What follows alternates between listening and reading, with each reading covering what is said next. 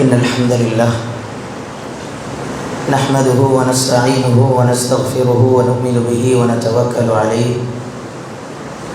ونعوذ بالله من شرور أنفسنا ومن سيئات أعمالنا من يهده الله فلا مضل له ومن يضلل فلا هادي له وأشهد أن لا إله إلا الله وحده لا شريك له وأشهد أن محمدًا عبده ورسوله اللهم صل على محمد وعلى آل محمد كما صليت على إبراهيم وعلى آل إبراهيم إنك حميد مجيد اللهم بارك على محمد وعلى آل محمد كما باركت على إبراهيم وعلى آل إبراهيم إنك حميد مجيد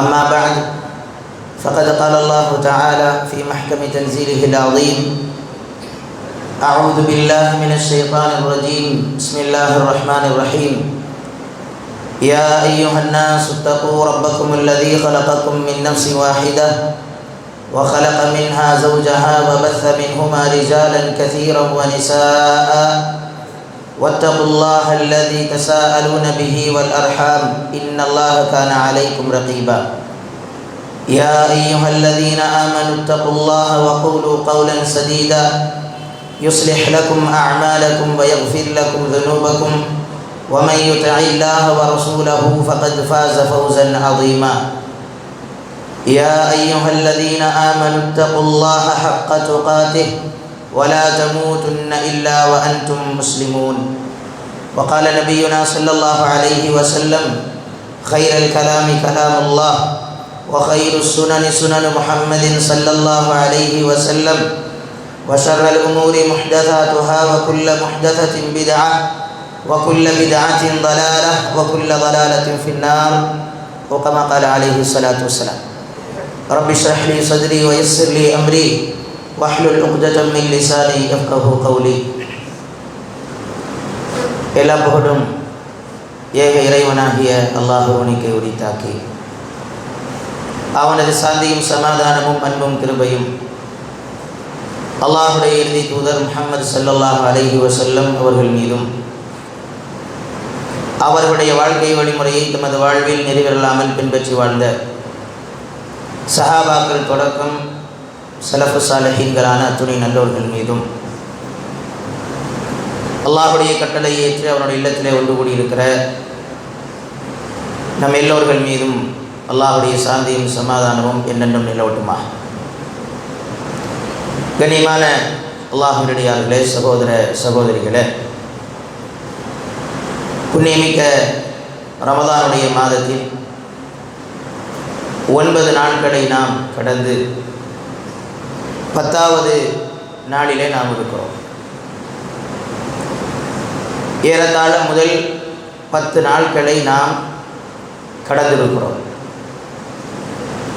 இந்த ரமதானை அதனுடைய முதல் பகுதியை அடைந்திருக்கிற நாம் இந்த கழிந்து போன நாட்களில் நாம் என்னென்ன நல்ல காரியங்களை செய்திருக்கிறோம், எந்த அளவிற்கு இந்த நோன்பு நாட்களை நாம் பயனுள்ளதாக ஆக்கியிருக்கிறோம் என்பதை குறித்த சுய பரிசோதனையை செய்ய வேண்டும் என்கிற நினைவூட்டலை உங்களுக்கும் எனக்கும் செய்து கொண்டு என்னுடைய இந்த ஜுமா உரையை நான் ஆரம்பம் செய்கிறேன். கண்ணியமானவர்களே, அல்லாஹ் சுப்ஹானஹு வ தஆலா அவனுடைய திருமறையில் முத்தகீன்களை பற்றி, அவர்களது பண்புகளை பற்றி நமக்கு தெளிவாக சொல்கிறார். எந்த முத்தகீன்களுக்கு அல்லாஹ் சுப்ஹானஹு வ தஆலா சுவனத்தை தயார் செய்திருக்கிறானோ, எந்த முத்தகீன்களுக்கு இந்த திருமறை குர்ஆன் நேர்வழி காட்டும் ஏன் அல்லாஹ் சுப்ஹானஹு வ தஆலா சொல்கிறானோ, அப்படிப்பட்ட தக்வா உள்ளவர்களுடைய பண்பை பற்றி அல்லாஹ் அல் குர்ஆனில் நமக்கு சொல்லி காட்டுகிறார். இந்த ரமதானுடைய மாதத்தின் நோக்கமாக இறைவன் நம்மிடத்தில் எதிர்பார்ப்பதும் அந்த தக்வாவை தான். தக்வாவில் என்னென்ன பண்புகள் உள்ளடக்கப்பட வேண்டும் என்று இறைவன் விவரிக்கிறானோ, அப்பண்புகளை அல் குர்ஆனிலிருந்தும் ஹதீஸிலிருந்தும் நாம் தெரிந்து அதனை இந்த ரமதானுடைய காலங்களில் நாம் நடைமுறைப்படுத்துகிற போது அல்லாஹ் விரும்புகிற, இறைவன் சிலாகிக்கிற தக்வா உடையவர்களாக, சுவனத்திற்குரியவர்களாக நம்மால் மாற முடியும். அவ்வாறு அல்லாஹ் சுப்ஹானஹு வ தஆலா தக்வா உடையவர்களின் பண்பாக இறைவன் பலதை சொல்கிறான். அதில் ஒன்று சூரா பக்ராவிலும் இன்னொன்று சூரா ஆல இம்ரானிலும் அல்லாஹ் சொல்கிறான். அல்லாஹ் சுப்ஹானஹு வ தஆலா சூரா பக்ராவுடைய ஆரம்ப பகுதியில் சொல்கிற போது அல்லதீன யுமினூன பில் கைபி வ யுகீமூன ஸ்ஸலாத வ மிம்மா ரஸக்னாஹும் யுன்ஃபிகூன் அப்படின்னு அல்லாஹ் சொல்கிறார். முத்தகீன்கள் யார்? அல் குர்ஆன் நேர்வழி காட்டக்கூடிய முத்தகீன்கள் யார்? அவர்கள் மறைவானதை நம்பக்கூடியவர்கள். அல்லாஹுவுக்கு மட்டும் தெரிந்த, அல்லாஹுடைய தூதர் ஸல்லல்லாஹு அலைஹி வஸல்லம் அவர்கள் அறிவித்து தந்த எதெல்லாம் தங்களது அறிவால் அறிந்து கொள்ள முடியாதோ அப்படிப்பட்ட மறைவானவைகளை அவர்கள் நம்பிக்கை கொள்வார்கள். இது அவர்களது முதலாவது பண்பு. இரண்டாவது பண்பாக அல்லாஹ் சொல்கிறான், அவர்கள் தொழுகையை நிலைநிறுத்துவார்கள். மூன்றாவதாக அல்லாஹ் சொல்கிறான், வமிம்மா ரஸக்னாஹும் யுன்ஃபிகூன், நாம் அவர்களுக்கு வழங்கியதிலிருந்து செலவு செய்வார்கள் என்று அல்லாஹ் சொல்கிறான். மூன்று பண்புகளை அல்லாஹ் இங்கே சொல்கிறான். அதில் இன்றைய ஜும்ஆவிலே நாம் பார்ப்பது வமிம்மா ரஸக்னாஹும் யுன்ஃபிகூன், நாம் அவர்களுக்கு வழங்கியதிலிருந்து செலவு செய்வார்கள். இது அல்லாஹ் சுப்ஹானஹு வ தஆலா சொல்கிறான். எப்படிப்பட்ட நிலையில் அவர்கள் செய்வார்கள்? சூரா ஆல இம்ரானில் அல்லாஹ் சொல்கிறான், அல்லதீன யுன்ஃபிகூன ஃபிஸ் ஸர்ராஇ வத்-தர்ரா. அல்லாஹ் சொல்கிறான், அவர்களது வளமான காலங்களிலும் சரி, அவர்களது நஷ்டமான காலங்களிலும் சரி, பொருளாதார ரீதியாக அவர்கள் வளமாக இருந்தாலும் அவர்கள் நலிவாக இருந்தாலும் அல்லாஹ்வுடைய பாதையில் அவர்கள் செலவு செய்யக்கூடியவர்களாக இருப்பார்கள் அப்படின்னு அல்லாஹ் சுப்ஹானஹு வ தஆலா முத்தகீன்களுக்குரிய பண்பை சொல்லி காட்டுகிறான். இந்த ரமதான் நம்மிடத்தில் எதிர்பார்க்கிற தக்வாவுடைய பண்புகளில் ஒன்று, அல்லாஹ்வுடைய பாதையில் நாம் அதிகமாக நமது பொருளாதாரங்களை செலவு செய்வது. இந்த பண்பை அல்லாஹ் ரப்புல் ஆலமீன் நமக்கு சொல்கிறார். யாரேனும் ஒருவர் அவ்வாறு செய்யாமல் விட்டால், கஞ்சத்தனம் கொண்டால், அல்லாஹ் சுப்ஹானஹு வ தஆலா எச்சரிக்கவும் செய்கிறான். அல்லாஹ் அல் குர்ஆனில் சொல்கிறான், லா யஹ்ஸபன்னல்லதீன யப்கலூன பிமா ஆதாஹுமுல்லாஹு மின் ஃபضலிஹி ஹுவ கைரல் லஹும் பல் ஹுவ ஷர்ருல் லஹும் சயுதவ்வகூன மா பகிலு பிஹி யௌமல் கியாமா.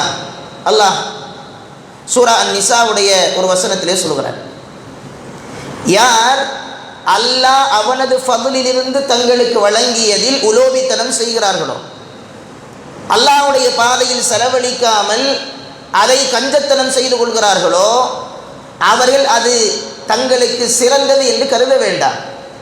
பல் ஹுவ ஷர்ருல் லஹும், அது அவர்களுக்கு தீமையாகும். விளைவு சயுதவ்வகூன மா பகிலு பிஹி யௌமல் கியாமா. அல்லாஹ் அதை நாளை மறுமையில் எதெல்லாம் அவர்கள் கஞ்சத்தனம் கொண்டார்களோ அதை அவர்களது கழுத்துக்களில் இறைவன் மாட்டி விடுவான் என அல்லாஹ் ரப்புல் ஆலமீன் அல் குர்ஆனிலே சொல்லி காட்டுகிறார். அதுபோலவே அல்லாஹ் ரப்புல் ஆலமீன் சூரா முஹம்மதினுடைய இறுதி வசனத்திலே சொல்கிறான், ஹா அன்தும் ஹாஉலாஇ துதஊன லிதுன்ஃபிகூ ஃபீ சபீலில்லாஹ் ஃபமின்கும் மை யப்கல். அல்லாஹ் சொல்கிறான், அல்லாஹ்வுடைய பாதையில் செலவு செய்யுங்கள் என்று அழைக்கப்பட்டால் அவர்களில் ஒரு சாரார் கஞ்சத்தனம் கொள்கிறார்கள் என அல்லாஹ் ரப்புல் ஆலமீன் சொல்கிறார். தங்களுக்கு இறைவன் வழங்கிய செல்வங்களிலிருந்து, பொருளாதாரங்களிலிருந்து அவர்கள் அல்லாஹ்வுடைய பாதையில் செலவு செய்யாமல், ஜகாத்தாகவோ சதகாவாகவோ அவர்கள் செலவு செய்யாமல் அதை கஞ்சப்படுத்திக் கொள்கிறார்களே என அல்லாஹ் ரப்புல் ஆலமீன் சொல்லி காட்டுகிறார். எனவே அல்லாஹ் முத்தகீன்களுடைய பண்பாக சொல்வது அல்லாஹ்வுடைய பாதையிலே செலவு செய்வது. அல்லாஹ் ரப்புல் ஆலமீன் அப்பண்பு யாரிடத்தில் இல்லையோ அவர்கள் குறித்த எச்சரிக்கை அல்லாஹ் ரப்புல் ஆலமீன் சொல்கிறான்.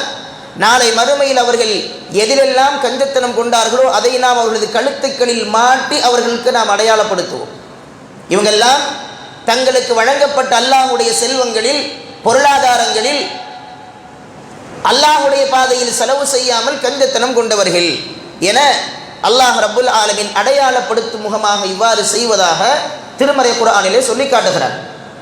எனவே நம்மிடத்தில் தக்வாவை நாம் வளர்த்துக் கொள்ள வேண்டுமானால் எந்த அளவுக்கு நாம் இபாதாத்துகளில் அதிக முயற்சிகள் மேற்கொள்கிறோமோ, நன்மையான காரியங்களில் ஆர்வப்படுகிறோமோ, அதுபோலவே இந்த அல்லாஹ்வுடைய பாதையில் செலவழிக்கிற விஷயத்திலும் நாம் நிறையவே ஆர்வம் கொள்ள வேண்டும். ஜாபிர் இப்னு அப்துல்லாஹ் ரலியல்லாஹு அன்ஹு அவர்கள் சொல்கிற ஒரு கூற்றை நாம் பார்க்கிற போது அவர்கள் சொல்கிறார்கள், லா தஜ்அல் ஸௌம யௌமிக வ ஸௌம ஃபித்ரிக ஸவாஅன். உனது நோன்பு அல்லாத காலங்களையும் நோன்புடைய காலங்களையும் ஒரே மாதிரி ஆக்கிக் கொள்ளாதே என்று சொல்கிறார்கள். நீ ரமதான் அல்லாத காலத்தில் கடமையாக்கப்பட்ட நோன்போ உபரியான நோன்போ நோன்பாக இருக்கிற நாட்களில் அதுவும் நோன்பு அல்லாத நாட்களில் நடந்து கொள்கிற விதமும் ஒரே மாதிரி இருக்க வேண்டாம். நோன்பல்லாத காலங்களில் நீ எப்படி நடந்து கொள்கிறாயோ நன்மையான காரியங்கள்ல அதைவிட அதிகமான ஆர்வத்தோடு நோன்புடைய காலங்களில் நடந்து கொள். அல்லாஹ்வுடைய மக்ஃபிரத்தை பெறுவதற்கோ, அல்லாஹ்வுடைய மன்னிப்பை பெறுவதற்கோ, அல்லாஹ்வுடைய நெருக்கத்தை பெறுவதற்குரிய வேலைகளை உன்னுடைய ரமதானுடைய நோன்புடைய காலங்களில் நீ செய்து கொள் என ஜாபிர் இப்னு அப்துல்லாஹ் ரலியல்லாஹு அன்ஹு அவர்கள் சொல்கிறார்கள். நபிகள் நாயகம் ஸல்லல்லாஹு அலைஹி வஸல்லம் அழகிய முன்மாதிரி என்ன? நபிகள் நாயகம் ஸல்லல்லாஹு அலைஹி வஸல்லம் அவர்கள் எல்லா காலங்களிலும் இபாதத்துகளை ஆர்வத்தோடு செய்பவர்கள். ஆனால் ரமதானுடைய காலம் வந்துவிட்டால் மிகுதமாக நன்மைகளில், குறிப்பாக பொருளாதார செலவுகளில் அதிகமாக செயல்படக்கூடியவர்களாக இருந்தார்கள் என்பதை ஹதீஸ் நமக்கு சொல்லி காட்டுகிறது. அப்துல்லாஹ் இப்னு மஸ்ஊத், அப்துல்லாஹ் இப்னு அப்பாஸ் ரலியல்லாஹு அன்ஹு அறிவிக்கக்கூடிய செய்தியை நாம் சஹீஹ் முஸ்லிமிலே பார்க்கலாம். அப்துல்லாஹ் இப்னு அப்பாஸ் ரலியல்லாஹு அன்ஹு சொல்கிறார்கள், கான ரசூலுல்லாஹி ஸல்லல்லாஹு அலைஹி வஸல்லம் அஜ்வதுன் நாஸ். அல்லாஹ்வுடைய தூதர் ஸல்லல்லாஹு அலைஹி வஸல்லம் அவர்கள் மக்களிலேயே அதிகமாக கொடை வழங்கக்கூடியவர்களாக இருந்தார்கள். அல்லாஹ்வுடைய பாதையிலோ யாரேனும் வந்து தங்களிடத்தில் ஏதாவது கேட்டால் இல்லை என்று சொல்லாத வண்ணம் தம்மிடத்தில் இருப்பதை வழங்கக்கூடிய குணமுடையவராக இருந்தார்கள் என அப்துல்லாஹ் இப்னு அப்பாஸ் ரலியல்லாஹு அன்ஹு அவர்கள் சொல்கிறார்கள். யாராவது தன்னிடத்திலிருந்து உணவு கேட்டால், தன்னிடத்தில் ஏதாவது தேவைகளை முறையிட்டால் அதை நிவர்த்தி செய்கிறவர்களில் முதன்மையானவராக அல்லாஹ்வுடைய தூதர் ஸல்லல்லாஹு அலைஹி வஸல்லம் அவர்கள் இருந்தார்கள் என்பதை அப்துல்லாஹ் இப்னு அப்பாஸ் ரலியல்லாஹு அன்ஹு சொல்கிறார்கள். அஜ்வதுன் நாஸ், மக்களில் மிகுதமாக அல்லாஹ்வுடைய மக்களுக்கு கொடை வழங்கக்கூடியவராக, செலவு செய்யக்கூடியவராக இருந்தார்கள் அப்படிங்கிற செய்தி நாம ஹதீஸ் கிதாபுகளிலே பார்க்க முடிகிறது. அதே நேரம் இது சாதாரண நாட்கள்ல, ரமதானுடைய மாதம் வந்துவிட்டால் ஜிப்ரீல் அலைஹிஸ்ஸலாம் அவர்கள் அல்லாஹ்வுடைய தூதரை சந்தித்து விட்டு போய்விட்டால் நபிகள் நாயகம் ஸல்லல்லாஹு அலைஹி வஸல்லம் அவர்கள் எந்த அளவிற்கு கொடை வழங்குவார்கள், மக்களுக்கு வாரி கொடுப்பார்கள் என்றால் அடிக்கிற காற்றை விட அதிகமாக செலவு செய்வார்கள் என்பதாக அப்துல்லாஹ் இப்னு அப்பாஸ் ரலியல்லாஹு அன்ஹு சொல்கிறார்கள். சாதாரண நாட்களிலும் மக்களில் அதிகமாக பொருளாதாரங்களை மக்களுக்கு வாரி வழங்குகிற அல்லாஹ்வுடைய தூதர் ஸல்லல்லாஹு அலைஹி வஸல்லம் அவர்கள் ரமதானுடைய காலம் வந்துவிட்டால், ஜிப்ரீல் அலைஹிஸ்ஸலாம் அவர்கள் தங்களை சந்தித்து விட்டால் அதிகமாக செலவு செய்யக்கூடியவர்களாக இருந்தார்கள். எதையுமே தரத்தில் வைத்துக் கொள்ளாமல் வருவதை வருகிற அடிப்படையிலேயே அனுப்பி வருகிறவர்களாக அல்லாஹ்வுடைய தூதர் ஸல்லல்லாஹு அலைஹி வஸல்லம் இருந்தார்கள் என்கிற அல்லாஹ்வுடைய தூதரின் சுன்னாவை ரமதானுடைய காலங்களில் நாம் பார்க்க முடிகிறது. எனவே ரமதானுடைய காலங்களில் நாம் ரமதான் அல்லாத காலங்களில் எந்த அளவுக்கு செலவழிக்கிறோமோ அதைவிட அதிகமாக அல்லாஹ்வுடைய பாதையில் செலவழிப்பதற்குரிய முன்மாதிரியை அல்லாஹ்வுடைய தூதர் ஸல்லல்லாஹு அலைஹி வஸல்லம் அவர்கள் விட்டிருக்கிறார்கள். அந்த உஸ்வத்துன் ஹசனா என்கிற நல்ல முன்மாதிரியை ரமதானுடைய காலங்களில் நாமும் எடுத்து செயல்பட வேண்டும். எந்த அளவுக்கு இபாதத்துகளில் நாம் ரசூல் ஸல்லல்லாஹு அலைஹி வஸல்லம் அவர்கள் செய்ததை போல செய்ய வேண்டும் என்று நினைக்கிறோமோ, நன்மைகளில் ஆர்வப்படுகிறோமோ, அதே அளவிற்கான இந்த சுன்னாவை, அழகிய முன்மாதிரியை அல்லாஹ்வுடைய தூதரின் விஷயத்திலிருந்து, இந்த விஷயத்திலிருந்து நாம் எடுக்க கடமைப்பட்டிருக்கிறோம். சஹீஹ் முஸ்லிமிலே ஒரு செய்தி வருகிறது.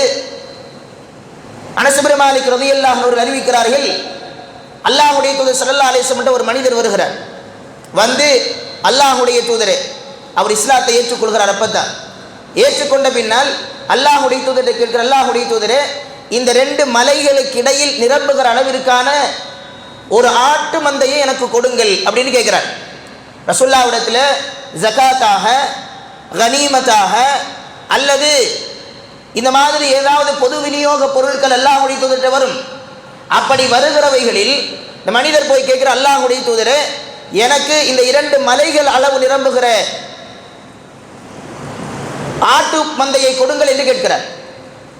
நபிகள் நாயகம் ஸல்லல்லாஹு அலைஹி வஸல்லம் கொடுத்து விடுகிறார்கள்.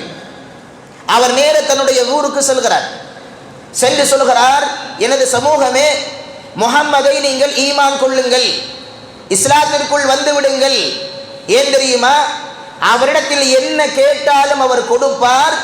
அவருடைய உள்ளத்தில் ஏழ்மையை பற்றிய எந்த பயமும் இல்லை. எங்க கொடுத்தால் எனக்கு இல்லாமல் போய்விடுமோ, எனக்கு நஷ்டமாகி விடுமோ, நான் ஒன்றுமில்லாதவனாக ஆகிவிடுவேனோ என பயப்படாமல் கேட்டதை அவர் வழங்கக்கூடியவராக இருக்கிறார். அவரை நீங்கள் ஈமான் கொள்ளுங்கள் என தன் சமூகத்திற்கு அல்லாஹ்வுடைய தூதரை இவ்வாறு அறிமுகம் செய்த செய்தியை நாம ஹதீஸ் கிதாபுகளிலே பார்க்கிறோம். அல்லாஹ்வுடைய தூதர் அல்லாஹ்வுடைய பாதையில் செலவழிப்பதாக இருந்தாலும், யாரேனும் தன்னிடத்தில் உதவி கேட்டால் அவர்களுக்கு வழங்குவதாக இருந்தாலும், அல்லாஹ்வுடைய தூதர் ஸல்லல்லாஹு அலைஹி வஸல்லம் அவர்கள் உடன் அதை செய்து விடுவார்கள். தனக்கு இருக்க வேண்டும் என்று அல்லாஹ்வுடைய தூதர் பெரும்பாலும் விரும்பாதவர்களாக இருந்தார்கள். ஒரு முறை அல்லாஹ்வுடைய தூதர் ஸல்லல்லாஹு அலைஹி வஸல்லம் அவர்கள் சஹாபாக்களோடு இருக்கிற போது அல்லாஹ்வுடைய தூதருக்கு ஒரு அழகான ஆடை பரிசாக அன்பளிப்பாக வழங்கப்படுகிறது. அல்லாஹ்வுடைய தூதர் ஸல்லல்லாஹு அலைஹி வஸல்லம் அதை அணிகிறார்கள். ரசூலுல்லாஹ்வுக்கு ரொம்ப பிடிச்சு போச்சு. அந்த சந்தோஷமும் சஹாபாக்களுடைய ரசூலுல்லாஹ்வுடைய முகத்தில் தெரிவதை சஹாபாக்கள் பார்க்கிறார்கள். அந்த நேரம் பக்கத்தில் இருந்த ஒரு நபி தோழர், அல்லாஹ்வுடைய தூதரே, அதை எனக்கு கொடுக்கலாமான்னு கேட்டார். எனக்கு கொடுப்பீங்களான்னு கேட்டார். உடனே அல்லாஹ்வுடைய தூதர் ஸல்லல்லாஹு அலைஹி வஸல்லம் அவர்கள் தான் ஆசையோடு அணிந்த அந்த ஆடையை அந்த நபி தோழர் கொடுத்துட்டாங்க. கொடுத்துட்டு ரசூல் ஸல்லல்லாஹு அலைஹி வஸல்லம் கொஞ்ச நேரத்தில் போயிட்டாங்க. சுத்தி இருந்த சஹாபாக்கள் கேட்டார்கள், அல்லாஹ்வுடைய தூதருடைய கண்ணில் அந்த ஆடை மீது இருக்கிற ஆர்வம் தெரிந்தது. ரசூலுல்லாஹ்வுக்கு ரொம்ப பிடிச்சு போச்சு. பிடிச்சதையா நீ கேட்ட? ரசூலுல்லாஹ் எதை கேட்டாலும் தரமாட்டேன்னு சொல்ல மாட்டேங்கிறதுக்காக நீ கேட்டு விட்டாயா என்று அந்த நபித்தோழரை கடிந்த போது அந்த நபித்தோழர் எந்த ஃபிக்ஹோடு கேட்டார் என்பதை அவர் சொல்றார். நான் எனக்கு ஆடை இல்லாமல் கேட்கல, ரசூலுல்லாஹ்வுக்கு பிடிச்சதுனால நான் கேட்கல. நான் கேட்டதற்கான காரணம், இந்த ஆடை கொண்டு நான் கஃனிடப்பட வேண்டும் என விரும்புகிறேன். ஏன்? அல்லாஹ்வுடைய தூதர் அதை அணிந்திருந்தார்கள். எனவே அந்த பரக்கத் எனக்கு கிடைக்க வேண்டும் அப்படிங்கிற ஆசையில் தான் அந்த ஆடையை நான் கேட்டேனே தவிர நபிகளார் கேட்டால் தருவார்கள் என்கிற ஆசையில் நான் கேட்கவில்லை என்று சொன்ன செய்தியை நாம ஹதீஸ்களிலே பார்க்க முடிகிறது. எனவே அல்லாஹ்வுடைய தூதர் ஸல்லல்லாஹு அலைஹி வஸல்லம் அவர்கள் எது வேண்டுமானாலும் அதை வழங்கக்கூடியவராக இருந்தார்கள். அல்லாஹ்வுடைய பாதையில் செலவழிக்கக்கூடியவராக இருந்தார்கள். எனவே அந்த அளவிற்கு நாம் நபிகள் நாயகம் ஸல்லல்லாஹு அலைஹி வஸல்லம் பொருளாதார ரீதியான பல முன்மாதிரிகளை பார்க்க முடிகிறது. அந்த முன்மாதிரியை ரமலானுடைய காலங்களில் தக்வாவை பெருமுகமாக நாமும் அதை வெளிப்படுத்த வேண்டும். நம்முடைய பொருளாதாரங்களை செலவழிக்க வேண்டும். ஜகாத் கடமை பெற்றவர்கள் ஜகாத்தை கொடுக்க வேண்டும். சதக்காக்குரியவர்கள் சதக்காக்களை அதிகமாக வழங்க வேண்டும். அல்லாஹ்வுடைய பாதையில் செலவழிக்கக்கூடியவர்களாக நாம் இருக்க வேண்டும். அப்படிப்பட்ட ஒரு சமூகத்தை தான் அல்லாஹ்வுடைய தூதர் ஸல்லல்லாஹு அலைஹி வஸல்லம் உருவாக்கினார்கள். அல்லாஹ்வுடைய தூதரை பார்த்து வளர்ந்தவர்கள், அல்லாஹ்வுடைய தூதரிடத்திலே பாடம் படித்த சஹாபாக்கள், அல்லாஹ்வுடைய தூதரிடத்தில் இருந்த அந்த முன்மாதிரியை தங்களது வாழ்க்கையிலும் செயல்படுத்திய பல விஷயங்களை நாம் சஹாபாக்களுடைய வாழ்க்கையிலே பார்க்கலாம். எத்துணை சம்பவங்கள் அல்லாஹ்வுடைய தூதரின் தோழர்களிடத்திலே பொருளாதார ரீதியாக இருக்கிறது. தனவந்தர்கள் என்று போற்றப்பட்ட நபிகள் நாயகம் ஸல்லல்லாஹு அலைஹி வஸல்லம் காலத்தில் சஹாபாக்கள் எல்லாம் அல்லாஹ்வுடைய பாதையில் நிறைய செலவழித்தார்கள். நமக்கு தெரியும், திருமறை குர்ஆனுடைய 3வது அத்தியாயம் சூரா ஆல இம்ரானுடைய ஒரு வசனம் இறங்குகிறது. லன் தனாலுல் பிர்ர ஹத்தா துன்ஃபிகு மிம்மா துஹிப்பூன் என்கிற வசனம் இறங்குகிறது. நீங்கள் எதை விரும்புகிறீர்களோ அதை நீங்கள் அல்லாஹ்வுடைய பாதையில் செலவழிக்காத வரை நன்மையை அடைந்து கொள்ள முடியாது என்ற வசனம் இறங்குகிறது. ஒரு நபி தோழர் கலக்கத்தோடு பயத்தோடு அல்லாஹ்வுடைய தூதர்கிட்ட ஓடி வருகிறார்.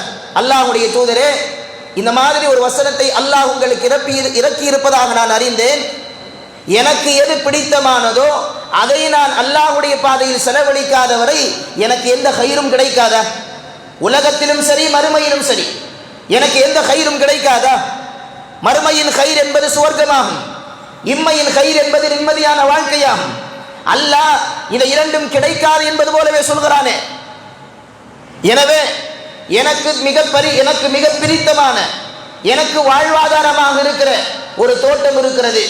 அத்தோட்டத்தை நான் அல்லாஹ்வுடைய பாதையிலே செலவழிக்க விரும்புகிறேன், அல்லாஹ்வுடைய பாதையில் கொடுக்க விரும்புகிறேன் என அந்த மனிதர் சொல்கிறார். நபிகள் நாயகம் ஸல்லல்லாஹு அலைஹி வஸல்லம் அவர்கள் அதை ஏற்றுக்கொண்டார்கள். சொன்ன அந்த மனிதர் நேர தன்னுடைய தோட்டத்திற்கு சொல்கிறார். அத்தோட்டத்திற்குள் அவரது மனைவியார் இருக்கிறார். இளைப்பாறுவதற்கு, மன நிம்மதி பெறுவதற்கு, வாழ்வாதாரத்திற்கான அடிப்படையாக இருக்கிற அந்த தோட்டத்திற்குள்ளால் தன் மனைவி இருக்கிற போது தன் மனைவியிடத்தில் போய் சொல்கிறார், நான் இன்றைக்கு அழகான ஒரு வியாபாரத்தை செய்திருக்கிறேன். வியாபாரம் என்ன தெரியுமா? இந்த தோட்டத்தை அல்லாஹ்வுடைய பாதையில் நான் விற்றுவிட்டேன். இனிமே இந்த தோட்டம் எனக்குரியதல்ல, வா வெளியே போவன்னு தன் மனைவியை அழைத்து கொண்டு செல்கிறார். அந்த மனைவி மறுபேச்சு பேசாமல், யார்கிட்ட கேட்டு வித்தீங்க, எனக்கு ஏதாவது கேட்டீங்களா என்று கூட எந்த மறுபேச்சும் பேசாமல் கணவர் இந்த முடிவை எடுத்தவுடன் அவ்வாறே திரும்பி சென்றதை பார்க்கிறோம். அபூ தல்ஹா ரலியல்லாஹு அன்ஹு அவர்கள், அவருடைய மனைவியார் உம்மு சுலைம் ரலியல்லாஹு அன்ஹா, அவர்களுக்கு பிரியமான தோட்டம் பைருஹா என்று சொல்லப்படுகிற தோட்டம். இதை அல்லாஹ்வுடைய பாதையில் செலவு செய்தால் அல்லாஹ்வின் புறத்திலிருந்து எனக்கு நன்மை உண்டு என்று வசனம் இறங்கியதற்கு பின்னால் உடனடியாக அதை செலவு செய்கிற மனோபக்குவத்தை அல்லாஹ்வுடைய தூதர் ஸல்லல்லாஹு அலைஹி வஸல்லம் அவர்கள் சஹாபாக்களுடைய உள்ளத்தில் ஏற்படுத்தினார்கள். சல்மானுல் ஃபாரிஸி ரலியல்லாஹு அன்ஹு அவர்கள் இஸ்லாத்தை ஏற்றுக்கொண்ட பின்னால் தன் அடிமை தலையிலிருந்து விடுதலை பெறுவதற்காக தன் எஜமானத்திலே சென்று உரிமை கோருகிறார். என்னை நீங்க சுதந்திரமா விடணும்னு சொல்கிறார். அப்ப அவரை உரிமை விட்டு விடக் கூடாது என்பதற்காக அவருடைய காஃபிரான எஜமானன், மதீனாவில் நடக்கிறது, அவருடைய காஃபிரான எஜமானன் சில நிபந்தனைகளை சொல்லுகிறார். அதுல ஒண்ணு அவர் சொல்லுகிறார், நீ 300 பேரித்த மரங்களை ஒரு வருடத்திற்குள்ளால் விதைத்து நட்டு வளர்த்து விட வேண்டும். அதுல ஒண்ணு காய்ந்தாலும் ஒண்ணு பட்டு போனாலும் உன்னுடைய உரிமையை நான் கேன்சல் பண்ணிடுவேன்.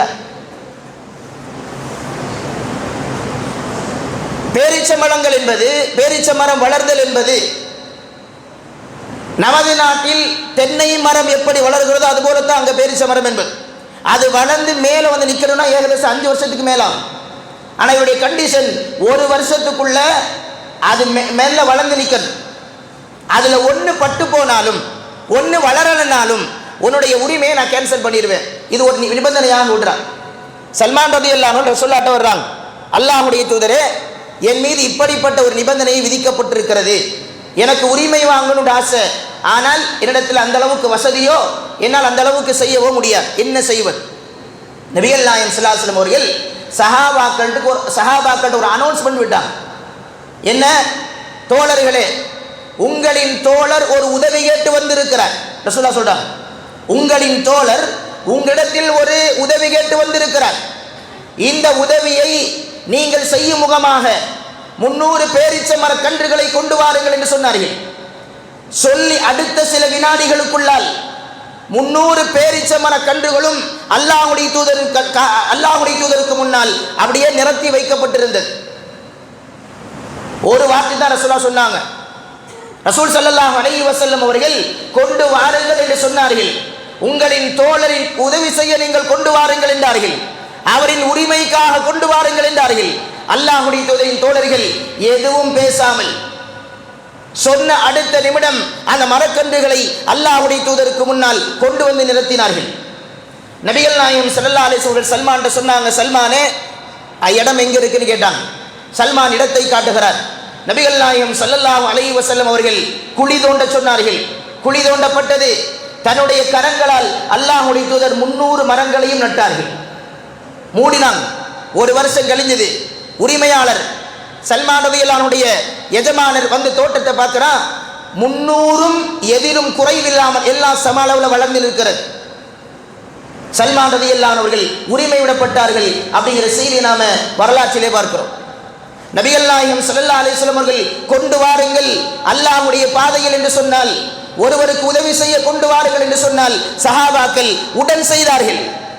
அப்படிப்பட்ட ஒரு சஹாபத்தை அல்லாஹ்வுடைய தூதர் ஸல்லல்லாஹு அலைஹி வஸல்லம் அவர்கள் உருவாக்கினார்கள்.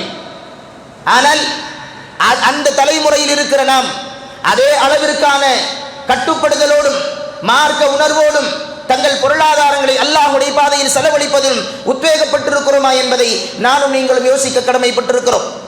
இவ்வாறு அல்லாஹ் ரப்புல் ஆலமீன் அவன் வழங்கி இருக்கிற செல்வங்களை அல்லாஹ்வுடைய பாதையில் செலவழிக்க சஹாபாக்களுக்கு கட்டளையிட்ட போதெல்லாம் சஹாபாக்கள் செயல்படுத்தினார்கள். தபூக் போரின் நேரத்தில் அல்லாஹ்வுடைய தூதர் ஸல்லல்லாஹு அலைஹி வஸல்லம் பெரும் பொருளாதார பற்றாக்குறை ஏற்பட்டது. சஹாபாக்களிடத்தில் அல்லாஹ்வுடைய தூதர் அறிவிப்பு விட்டார்கள். அப்துர் ரஹ்மான் இப்னு அவுஃப் ரலியல்லாஹு அன்ஹு அவர்கள் தன் கையில் சில பணங்களை கொண்டு வந்தார், பொருளாதாரங்களை கொண்டு வந்தார். அதை சரிபாதியாக பிரித்தார். அதில் ஒன்றை அல்லாஹ்வுடைய தூதர்கிட்ட கொடுத்தார். நபிகள் நாயகம் ஸல்லல்லாஹு அலைஹி வஸல்லம் அவர்கள் அப்துர் ரஹ்மான் இப்னு அவுஃபை பார்த்து சொன்னார்கள், யா அப்துர் ரஹ்மான், பாரக்கல்லாஹு ஃபீமா அன்ஃபக்த வ பாரக்கல்லாஹு ஃபீமா அம்சக்த. அப்துர் ரஹ்மானே, நீங்கள் எதை அல்லாஹ்வுடைய பாதையில் செலவழித்தீர்களோ அதில் அல்லாஹ் உங்களுக்கு பரக்கத் செய்வான்.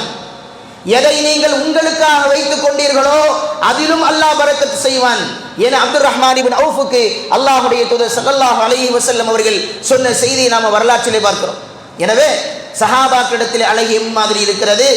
அவர்களின் ஆசிரியராக இருக்கிற, நமக்கு தலைவராக இருக்கிற எம்பெருமானார் ஸல்லல்லாஹு அலைஹி வஸல்லம் அவரிடத்திலே அழகிய முன்மாதிரி இருக்கிறது.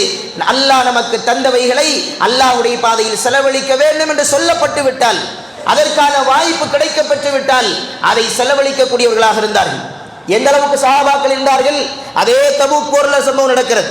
சில சஹாபாக்கள் அல்லாஹ்வுடைய தூதர்கிட்ட வருகிறார்கள். அல்லாஹ்வுடைய தூதரே, எங்களுக்கு ஒரு முறைப்பாடு இருக்கிறது, எங்களுக்கு ஒரு வேண்டுகோள் இருக்கிறது. என்ன? எங்களிடத்தில் எந்த பொருளாதாரமும் இல்லை. இங்கிருந்து அங்கே வருவதற்கு, தபூக்கிற்கு செல்வதற்குரிய பயண வசதிகளும் இல்லை. நாங்கள் எதுவுமே இல்லாமல் இருக்கிறோம். எனவே உங்களது செலவில் எங்களை அழைத்து செல்லுங்கள் அப்படின்னு கேட்டாங்க. அல்லாஹ்வுடைய தூதரே, உங்களது செலவில் மற்றவர்கள் உங்களுக்கு தந்த பொருளாதாரங்களை கொண்டு எங்களை நீங்கள் அழைத்து செல்லுங்கள் அப்படின்னு சில சஹாபாக்கள் அல்லாஹ்வுடைய தூதரிடத்தில் வந்து முறையிட்டார்கள். எங்களால் பொருளாதாரத்தை கொடுக்கத்தான் முடியல, உசுரையாவது நாங்கள் கொடுக்கிறதுக்காக வருகிறோம், அழைத்து செல்லுங்கள் என்றார்கள். அல்லாஹ்வுடைய தூதர் ஸல்லல்லாஹு அலைஹி வஸல்லம் என்ன சொன்னாங்க தெரியுமா? உங்களை அழைத்து செல்வதற்குரிய பொருளாதார வசதி இப்ப இல்லை, நீங்க திரும்பி போயிருங்கன்றார். உங்களை அழைத்து செல்வதற்குரிய பொருளாதார வசதி இடத்தில் இப்பொழுது இல்லை, குறைவாகவே இருக்கிறது. எனவே நீங்கள் திரும்பி போங்கன்னா அல்லாஹ் அல் குர்ஆனில் அந்த நபித்தோழர்கள் விஷயத்தில் வசனத்தை இறக்குகிறான். தபூக் போரில் முனாஃபிக்குகள் விஷயத்தில் தண்டனை இருக்கிறது. காரணம், தகுந்த காரணம் இல்லாமல் தபூக்குடைய போரில் கலந்து கொள்ளாதவர்கள் அவர்கள் குற்றவாளிகள். ஆனால் யார் உன்னிடத்தில் வந்து தங்களிடத்தில் பொருளாதாரம் இல்லை எனவும் நீர் அழைத்து செல்ல வேண்டும் என்று முறையிட்டு நீர் என்னால் முடியாது என்று சொன்ன பின்னால் அழுகையோடு திரும்பி போனார்களே, அவர்கள் குற்றவாளிகள் இல்லை என அல்லாஹ் ரப்புல் ஆலமீன் அந்த நபித்தோழர்கள் விஷயத்திலே வசனம் இறக்குகிறான். தங்களிடத்தில் பொருளாதாரம் இல்லை என்றாலும் ஏதாவது ஒரு வகையில் அல்லாஹ்வுடைய பாதையில் நாங்கள் முற்பட வேண்டும் என்று விரும்பிய சஹாபாக்களை கண்ணியப்படுத்தும் முகமாக அல்லாஹ் சுப்ஹானஹு வ தஆலா இறக்கிய வசனத்தை சூரா தௌபாவிலே நாம் பார்க்கலாம். எனவே இப்படிப்பட்ட சிறந்த முன்மாதிரி மிக்கவர்களை கொண்டிருக்கிற நாம் இந்த ரமதானுடைய காலங்களில் நம் தக்வாவை உருவாக்கிக் கொள்வதற்காக, நம்மை நாம் பண்படுத்திக் கொள்வதற்காக நாம் அதன் பண்புகளில் ஒன்றாக இருக்கிற அல்லாஹ் நமக்கு தந்த பொருளாதாரங்களை அதிகமாக அல்லாஹ்வுடைய பாதையில் செலவழிப்பதற்கான கட்டங்கள் வருகிற போது செலவழிக்க வேண்டும். நபிகள் நாயகம் ஸல்லல்லாஹு அலைஹி சொன்னார்கள், அன்ஃபிக் உன்ஃபிக் அலைக என அல்லாஹ்வுடைய தூதர் ஸல்லல்லாஹு அலைஹி சொன்னார். நீ செலவழி, உனக்கு செலவழிக்கப்படும் என்று சொன்னார்கள். நீ அல்லாஹ்வுடைய பாதையில் செலவழித்தால் அல்லாஹ் உனக்கு செலவழிப்பான். உன் தேவைகளை அல்லாஹ் பூர்த்தி செய்வான். உனக்கு பரக்கத்தை அல்லாஹ் தருவான். எனவே நீ அல்லாஹ்வுடைய பாதையில் செலவழிப்பதில் உன் கையை சுருக்கிக் கொள்ளாதே என அல்லாஹ்வுடைய தூதர் ஸல்லல்லாஹு அலைஹி வஸல்லம் சொல்லக்கூடிய பல செய்திகளை பார்க்கிறோம் சகோதரர்களே. எனவே அப்படிப்பட்ட இந்த புனிதமான ரமலானுடைய மாதத்தில் நாம் நம்மை பக்குவப்படுத்தி நம் மனங்களை விசாலப்படுத்தி அல்லாஹ்வுடைய பாதையில் செலவழிக்கிற குணத்தின் மூலம் தக்வாவை பெற முயற்சிக்க வேண்டும். அல்லாஹ் ஜல்ல ஷானுஹு தஆலா அப்படிப்பட்ட நல்ல மக்களாக என்னை உங்களை ஆக்குவானாக. யா அய்யுஹல்லதீன ஆமனு தக்குல்லாஹ் வகூலு கௌலன் சதீதா யுஸ்லிஹ் லக்கும் அஅமாலக்கும் வயக்ஃபிர்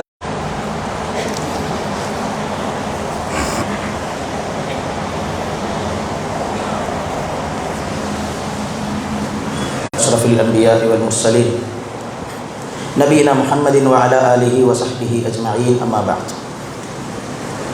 فأعوذ بالله من الشيطان الرجيم يا أيها الذين آمنوا اتقوا الله حق تقاته ولا تموتن إلا وأنتم مسلمون. கண்ணியமிக்க அல்லாஹ்வுடைய சகோதரர்களே,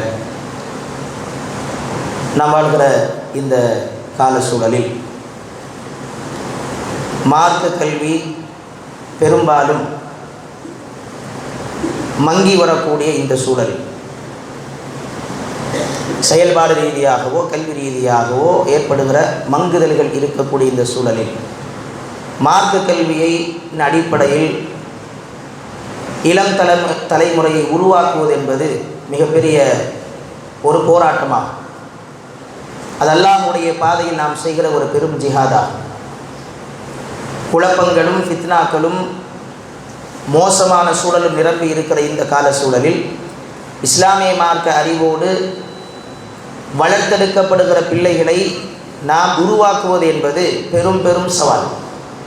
குறிப்பாக பெண்கள், இளம் பிராயத்தில் இருக்கிற பெண்களை நாம் அவ்வாறு கட்டமைப்பிற்குள்ளால் மார்க்க கல்வியோடு எடுத்து வருவது என்பது மிக சவாலான ஒரு அம்சமாகும். அல்லாஹ்வுடைய தூதர் ஸல்லல்லாஹு அலைஹி வஸல்லம் அவர்கள் பெண் கல்வியை பற்றி நிறைய சொன்னார்கள். அப்படிப்பட்ட முன்மாதிரி மிக்க பெண்களாக அவர்களை உருவாக்குவது என்பது உண்மையில் நாம் அல்லாஹ்வுடைய பாதையில் செய்யக்கூடிய ஜிஹாதுகளில் ஒன்றாகும். அந்த அடிப்படையில் அல்லாஹ்வுடைய பெரும் கிருபையால் நம்முடைய கோவை புறநகர் பகுதியில் மஸ்ஜிது சாலிஹீன் பள்ளிவாசலுடைய வளாகத்தில் சுமார் 4 ஆண்டுகளாக சிறப்பான முறையில் நடைபெற்று வரக்கூடிய அன்னூரா மகளிர் இஸ்லாமியர் கல்லூரியை தாங்கள் எல்லோரும் அறிவீர்கள். பித்ஆக்களும் ஷிர்க்கும் நிறைந்து இருக்கக்கூடிய ஒரு பகுதி. அவர்களை அந்த சூழலில் இருந்து தௌஹீதின் பக்கம் எடுத்து வரவும் சரியான அல்லாஹ்வுடைய தூதரின் சுன்னாவை போதிக்க வேண்டும் என்கிற நல்ல நோக்கத்தோடு உருவாக்கப்பட்ட ஒரு கல்வி ஸ்தாபனம். தன்னை சூழ இருப்பது எல்லாமே பித்ஆக்களும் ஹுராஃபாத்துகளும் ஷிர்க்குகளும் ஆகும். அப்படிப்பட்ட சூழலில் இருந்து அவைகளுக்கு மத்தியில் தௌஹீதை போதிக்க உருவாக்கப்பட்ட ஒரு ஸ்தாபனம். பெரும் பொருளாதார செலவுகளோடு தான் அந்த நிறுவனம் நடைபெற்று வருகிறது. பற்றாக்குறைகள் ஏராளமாக இருக்கிறது. எனவே இந்த ரமதானுடைய காலத்தில் இந்த நல்ல பணியில் இன்னும் பல பிள்ளைகள் உருவாக்கப்பட வேண்டும். அவர்கள் முன்மாதிரிகளாக மாற வேண்டும். அவர்கள் நல்ல சந்ததிகளை உருவாக்க வேண்டும். அந்த சந்ததிகளுக்கு தௌஹீதும் பித்ஆத்தும் ஷிர்க்கும் சுன்னாவும் போதிக்கப்பட்டவர்களாக அவர்கள் உருவாக்கப்பட வேண்டுமானால் இன்ஷா அல்லாஹ் வருகிற காலங்களுக்குள்ளால் அந்த இடம் தௌஹீதுக்குரிய பகுதியாக மாற வேண்டுமானால் இதை ஸ்திரப்படுத்துவது நம் ஒவ்வொருவரின் மீதும் கடமையாக இருக்கிறது.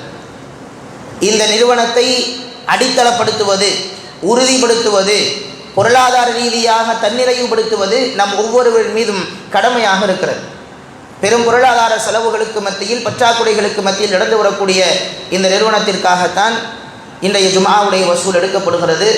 வந்திருக்கிற சகோதர சகோதரிகள் அந்த குழந்தைகளுடைய மார்க்க அறிவை முன்னிறுத்தி, அவர்களது எதிர்கால மார்க்க வாழ்க்கையை முன்னிறுத்தி அந்த கல்வி நிறுவனம் நிலைப்படுத்தப்படுவதற்கான முயற்சிகளில் ஒன்றாக தங்களது பொருளாதாரங்களை அதிகமாக வழங்க வேண்டும் என இந்த ஜும்ஆவுடைய உரைவாயிலாக உங்களிடத்தில் நாம் வேண்டிக் கொள்கிறோம். அல்லாஹ் ஜல்ல ஷானுஹு தஆலா நமக்கு விசாலமான மனதை தந்து அல்லாஹ்வுடைய பரக்கத்துகளை அதிகமாக பெற்று அதை அல்லாஹ்வுடைய பாதையில் செலவழிக்கக்கூடியவர்களாக அல்லாஹ் நம்மை ஆக்கி அருள்புரிவானாக. இந்த ரமலானுடைய காலங்களில் நாம் செய்கிற எல்லா நல்ல காரியங்களையும் இஹ்லாஸானதாக ஆக்கி அதை அவன்பால் ஏற்றுக்கொள்வானாக. மனிதர்கள் என்கிற அடிப்படையில் ஏதேனும் தவறுகள் தப்புகள் நம்மிடத்தில் இந்த ரமதானுடைய காலத்தில் நடந்திருந்தால் அல்லாஹ்வுடைய மேலான அவனுடைய கருணையினால் பொருத்தத்தினால் அதை அல்லாஹ் மன்னித்து பாவங்கள் மன்னிக்கப்பட்டவர்களாக ரமதானை விட்டு பிரிகிற நல்ல பாக்கியத்தை அல்லாஹ் நமக்கு தந்தருள் புரிவானாக. அகூலு கௌலி ஹாதா அஸ்தக்ஃபிருல்லாஹ லி வ லகும் வஸ்தஃபீஹி அன்னி வ அன்கும் வ அன் ஸாரில் முஸ்லிமீன வல் முஃமினீன அஜ்மஈன் வ லذிக்ருல்லாஹி அக்பர் வல்லாஹு அலம் மா தஸ்னஊன்.